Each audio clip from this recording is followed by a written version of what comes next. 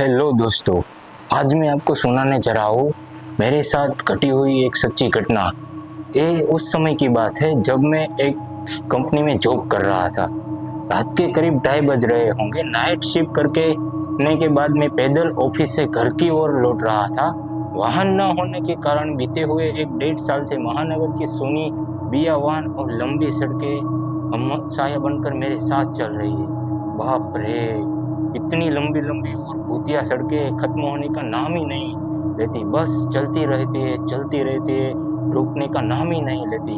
कहीं ऐसा घनघोर अंधेरा कि पैर कहाँ पड़ रहे हैं पता न चले, तो कहीं खंभों की लाइट से फूटते सफेद झिलमिलाते प्रकाश में नहा आती सड़कों के खूबसूरती देखते ही बनती है।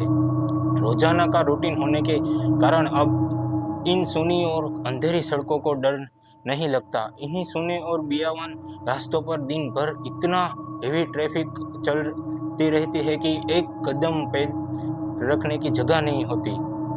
मई की बेरहम गर्मी में माथे से छूता पसीना और ऐसे में अचानक हल्की हल्की ठंडी चलने वाली पवन लगे माथे के पसीने से टकराती ठंडी हवा कितनी शीतलता प्रदान करती है। ऐसे में कौन बेवकूफ होगा जिसका मन गुनगुनाने को नहीं करेगा। गुनगुनाता हुआ मैं आगे बढ़ ही रहा था कि अचानक आंखें एक जगह पर जाकर रुक गई। सड़क के किनारे महिला खड़ी हुई थी। करीब 100-125 फीट की दूरी रही होगी। कंधे पर छोटा सा बैग लटका था। वही मेरे पैरों के पास भी एक ब्रीफकेस जमीन पर रखा दिखाई दिया। सफ़ेद प्रिंट वाली साड़ी से जिस करीने उसने अपना सिर ढका था उससे तो किसी भले घर की ही गृहिणी लग रही थी। लेकिन इतनी रात गए, वो भी शहर के भीतर में गुजरने वाली हाईवे पर, कुछ अजीब सा लगा।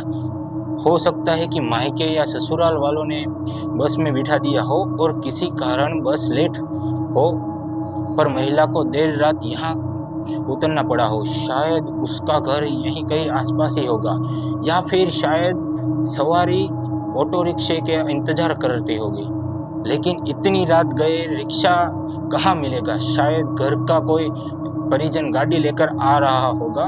शायद सोचते सोचते मैं उसके बहुत ही करीब आ गया।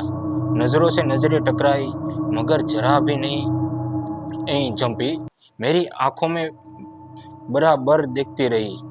भय का नामो निशान तक नहीं। वरना इतनी अंधेरी और सुनी रात में एक अकेली महिला कम से कम मुझ जैसे मवाली सरीखे इंसान को देखकर तो डर भी रही जाए। लेकिन वो तो लगातार घूरती रहती है मेरे सामने, पर न कोई हाव न कोई भाव। हाँ, होठों पर मुस्कान बराबर जमी रही। मैं ही चौंक गया। मुझे ही नजरें हटानी पड़ी, कहीं ऐसी बेसी ये तो नहीं। फिर एकदम से सिर झटक दिए, या होगी कोई, मुझसे क्या लेना देना। मैं तेजी से कदम बढ़ाता हुआ अनजान महिला को क्रॉस कर गया। अनजाने डर और शर्म के मारे मेरे फिर पलटकर नहीं देखा। न जाने क्या सोच बैठे। चलते चलते मैं दूसरी सड़क पर जा पहुंचा। अब वो सड़क और महिला पूरी तरह से ओझल हो चुकी थी। कहीं कोई भूत तो नहीं थी। थोड़ी देर पहले भला लगने वाला रास्ता अब भयभीत करने लगा था। मैं जल्द जल्द घर पहुंचना चाहता था। इसी तात्पर्य में मेरी चाल में गजब की तेजी आ गई और मैं आगे बढ़ने लगा तेजी से। करीब पौना किमी ही चला था कि अचानक से मुंह से चीख से निकल गई। वो महिला करीब 100 गज दूर उसके सामने सड़क किनारे ठीक उसी ढंग से खड़ी दिखाई दी। कंधे पर बैग, जमीन पर ब्रीफकेस। यह आ गई। एक ही रास्ता है, न कोई गाड़ी निकली और न कोई। वहां पैदल दौड़ती हुई मुझसे आगे निकल गई। मेरा पूरा शरीर डर के मारे कांपने लगा और पसीना पसीना हो गया। आज की रात आखिरी रात है। वो भूतिया औरत कुछ देर में मुझे चबा कर खा जाएगी। मैं भागा इतनी तेज कि पता नहीं चला कि औरत कब पीछे रह गई। भागता रहा और सीधे घर पर जाकर ही रुक गया। सांसें मेरी तेज हो चुकी थी। घर के बाहर ही कुछ पल खड़ा रहा और अपनी सांसें कंट्रोल की। अगले दिन शाम करीब 5 बजे ऑफिस पहुंच गया। एक बुजुर्ग कर्मचारी को रात का सारा घटनाक्रम सुना डाला। हंसते हुए बोले, नूर चचा, अरे कहीं चूड़ खाने के पास की बात नहीं कर रहा? चूड़ खाना?